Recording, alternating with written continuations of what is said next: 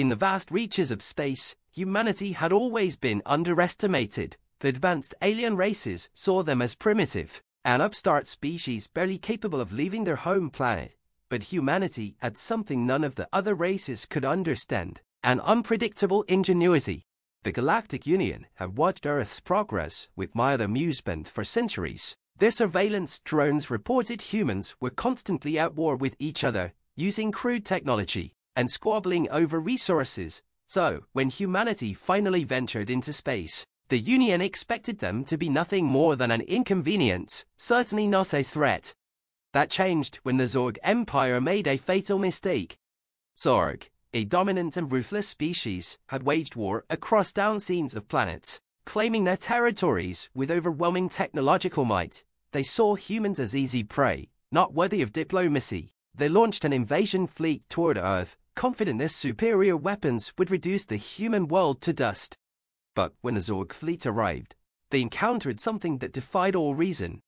Humanity had developed a weapon unlike any the galaxy had seen before. The Zorgs, with their photon cannons and plasma shields, scanned the Earth's defenses, expecting to find crude ballistic missiles or nuclear warheads. Instead, their sensors detected millions of duct tape launchers. At first, the Zorg commanders laughed. Surely, this was some kind of malfunction in their sensors. But as their fleet descended into Earth's orbit, they saw it with their own eyes. Giant satellite-mounted cannons launched enormous rolls of duct tape into space. The adhesive ribbons wrapped around Zorg ships, entangling their engines, blocking their sensors, and jamming their weapon systems. They were helpless. What kind of absurd weapon is this? The Zorg commander roared as his flagship's thrusters sputtered, coated in layers of sticky silver tape. The human forces, stationed in orbital defense stations, watched the chaos with amusement. General Ava Grant, commander of the Earth Defense Fleet, smirked as she watched the Zorg fleet struggle. "It's not about the strength of the weapon," she said to her crew. "It's about using what you've got in a way they'll never expect."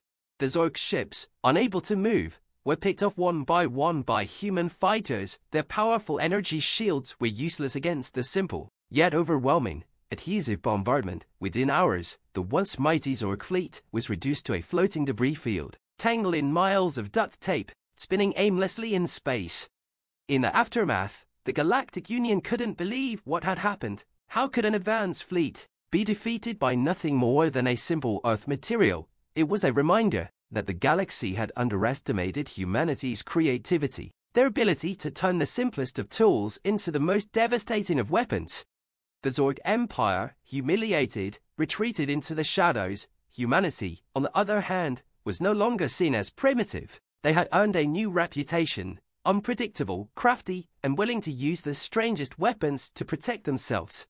The story of the duct tape incident became a legend throughout the galaxy. Alien civilizations spoke of it in hushed tones, warning each other that humanity was not to be trifled with. No one knew what bizarre strategy or weapon they might come up with next. But one thing was certain: if humanity ever faced another invasion, the galaxy would be watching and wondering what strange, unexpected weapon they would use next. Because in the end, it wasn't the strength of the weapon that mattered, but the strength of the mind wielding it, and humanity's mind. That was their most powerful weapon of all. The galaxy's shock over the duct tape defeat had hardly settled when whispers began spreading of another threat on the horizon. A new alien race, far more terrifying than the Zorg, had been quietly amassing strength on the galactic edge. They called themselves the Krithok, a hive-mind species with unmatched technology and a chilling efficiency. Unlike the Zorg, who were arrogant and reckless, the Krithok were strategic, meticulous, and ruthlessly intelligent. Their ships were faster, their weapons more advanced, and they had already conquered planets that had previously defied every other galactic power. When they learned of the Zorg's embarrassing defeat, they studied the battle intently, but not with the same dismissive arrogance. The Krithok weren't going to underestimate humanity. They weren't going to fall for duct tape. As the Krithok invasion fleet prepared for launch, the Galactic Union scrambled. They sent diplomats to Earth, warning humanity of the coming storm. The Krithok were a force unlike any the galaxy had faced. Entire civilizations had been eradicated in days. Earth's leaders gathered with the Union Council, and even the usually confident General Ava Grant felt the weight of the looming threat. How do we prepare for a force that could obliterate us in a matter of hours? The Earth Defense Council asked.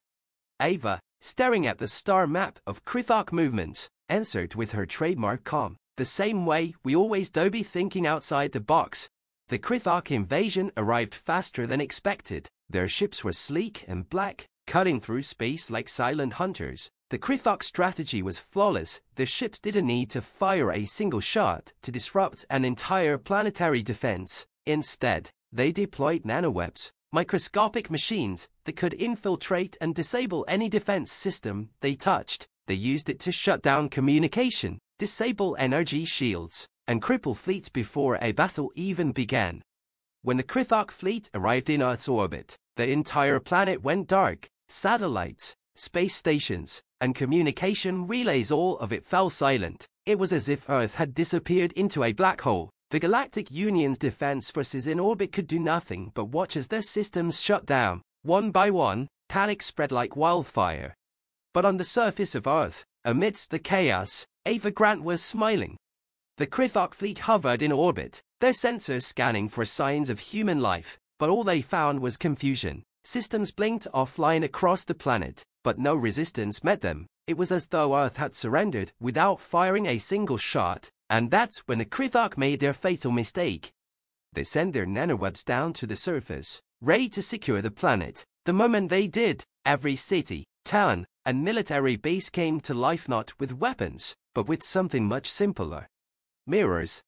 Every major city on Earth had set up gigantic arrays of reflective surfaces. The Krithok nanowebs, which operated on delicate communication signals to maintain their network, found themselves in a chaotic swirl of light and signals bouncing back and forth, completely disoriented. Like bees trapped in a hall of mirrors, the nanowebs couldn't process the overwhelming visual noise. The Krithok, in all their genius, had never accounted for something as simple as mirrors.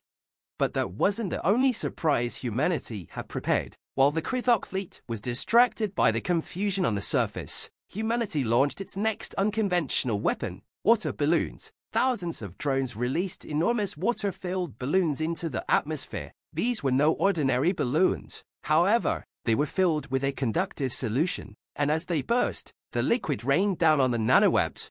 The Krithok fleet, heavily reliant on their nanotechnology, watched in horror as their invasion began to fall apart. The conductive water short-circuited the nanowebs, rendering them useless. The Krithok ships, unable to communicate with their ground forces or their nanowebs, found themselves surrounded by malfunctioning technology. On Earth, humans celebrated as they watched the invincible Krithok fleet crumble. The mirrors had blinded the nanowebs, and the water balloons had drowned their delicate systems. General Ava Grant watched the Krithok ships drift, crippled by what any advanced race would consider laughable. She leaned back in her chair, satisfied. They always think we'll fight them on their terms, she mused, but humanity doesn't play by anyone's rules. The Galactic Union was speechless once again. They had sent emissaries to Earth, urging the humans to adopt more advanced defenses. The Union had offered plasma cannons, energy shields, and quantum aid, but humanity had refused, preferring to fight in its own unpredictable way. And so, another legend of humanity's bizarre and brilliant defense spread across the stars. The Krithok, once feared as an unstoppable force, were forced to retreat, their entire fleet brought low by something as simple as mirrors and water balloons. The galaxy began to wonder, was there anything humanity couldn't turn into a weapon? What would they use next? Something even stranger, perhaps.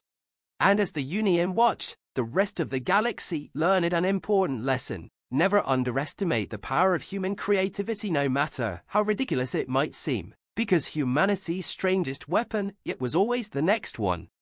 The Krithok retreat sent shockwaves through the galaxy. Humanity's victory, brought about by mirrors and water balloons, shard once again, proving their unpredictable genius. The Galactic Union, once dismissive of Earth, now feared them. Even the most advanced species couldn't understand how humanity, so relatively young in the universe, had consistently found ways to outsmart races with millennia of technological superiority.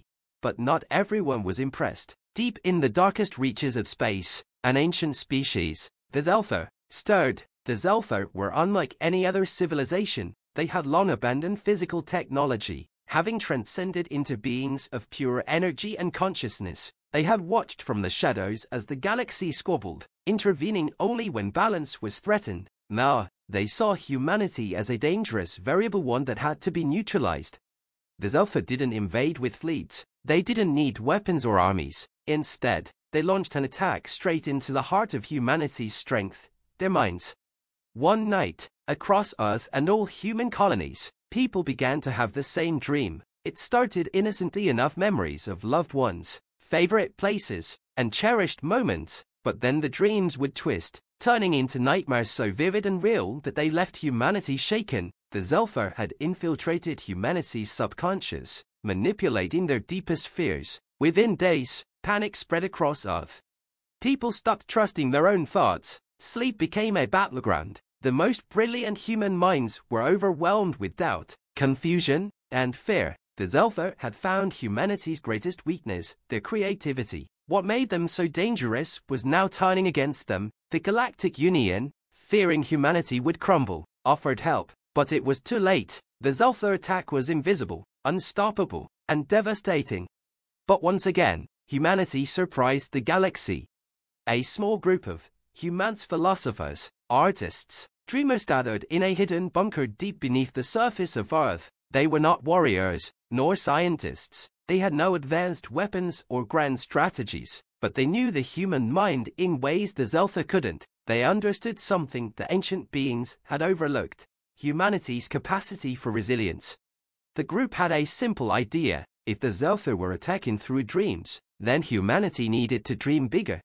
In a bold move, the group devised a plan to fight the Zelpha on their own terms. They created a device rudimentary by galactic standards, but built with the same unconventional thinking that had saved humanity before. This device, called the Dreamweaver, amplified human consciousness, allowing them to take control of their dreams. The Zelpha, deep within the collective human subconscious, certainly found themselves under attack, but it wasn't with weapons or technology. It was with imagination. Humans began dreaming of things the Zelpha could never have anticipated: worlds filled with impossible physics, creatures that defied logic, and realities where the rules of existence bent to human will. The Zelpha, for all their power, couldn't keep up. They had expected fear, nightmares, and chaos, but instead, they found themselves overwhelmed by the sheer creativity of the human mind. What the Zelpha didn't realize was that humanity's ability to dream, to imagine the impossible, was both their greatest strength and their most dangerous weapon. Entire human cities began to coordinate their dreams, creating shared mental landscapes where they could meet, plan, and fight back. The Zelpha, beings of logic and energy, couldn't process the chaos. Humanity's dreams were too wild, too unpredictable. The Zelpha's carefully crafted attack was unraveling, undone by the one thing they couldn't control: the boundless scope of human imagination. In one final effort to break humanity, the Zelpha gathered all their energy, intending to wipe the entire species from existence in a single psychic wave. But as they did, they encountered something unexpected. Laughter. The humans were laughing. The Zelpha didn't understand. In the face of extinction, humanity wasn't afraid. They were amused. It was then that the Zelpha realized their mistake. Humanity didn't just survive on logic or reason. They thrived in the absurd, in the irrational, in the impossible. What the Zelpha saw as chaos, humanity saw as potential. And that potential was infinite.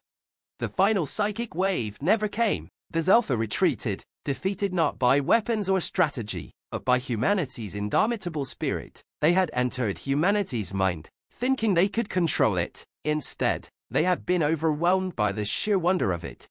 In the aftermath, the galaxy watched in stunned silence. Humanity had not only survived, they had won in a way no one could have predicted. The Galactic Union, the Krithok, the Zorg, and now the Zelpha all had underestimated Earth. But no more. Humanity's legend was sealed. They had proven, time and time again, that their strangest weapon was not in their hands or their technology, but in their minds. And as the galaxy turned its eyes back to Earth, one thing became clear: the most dangerous force in the universe wasn't an army or a fleet. It was the unstoppable creativity of the human race. And they hadn't even begun to show what they were truly capable of.